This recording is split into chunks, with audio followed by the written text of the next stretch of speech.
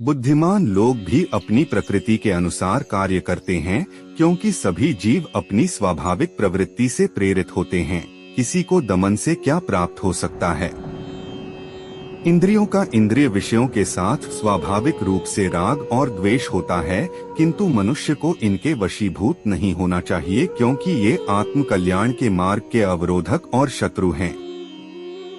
अपने नियत कार्यों को दोष युक्त संपन्न करना अन्य के निश्चित कार्यों को समुचित ढंग से करने से कहीं अधिक श्रेष्ठ होता है। वास्तव में अपने कर्तव्य का पालन करते हुए मरना दूसरों के जोखिम से युक्त भयावह मार्ग का अनुसरण करने से श्रेयस्कर होता है।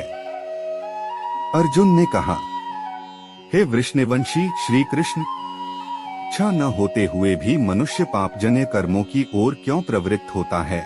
ऐसा प्रतीत होता है कि उसे बलपूर्वक पाप कर्मों में लगाया जाता है। परमात्मा श्री कृष्ण कहते हैं, अकेली काम वासना जो रजोगुण के संपर्क में आने से उत्पन्न होती है और बाद में क्रोध का रूप धारण कर लेती है, इसे पाप के रूप में संसार का सर्वभक्षी शत्रु समझो। जैसे अग्नि धुएं से ढकी रहती है, दर्पण धूल से आवृत रहता है तथा भ्रूण गर्भाशय से अप्रकट रहता है, उसी प्रकार से कामनाओं के कारण मनुष्य के ज्ञान पर आवरण पड़ा रहता है। हे कुंती पुत्र, इस प्रकार ज्ञानी पुरुष का ज्ञान भी अतृप्त कामना रूपी नित्य शत्रु से आच्छादित रहता है, जो कभी संतुष्ट नहीं होता और अग्नि के समान जलता रहता है। इंद्रिय, मन और बुद्धि को कामना की प्रजनन भूमि कहा जाता है, जिनके द्वारा यह मनुष्य के ज्ञान को आच्छादित कर लेती है और देहधारियों को मोहित करती है।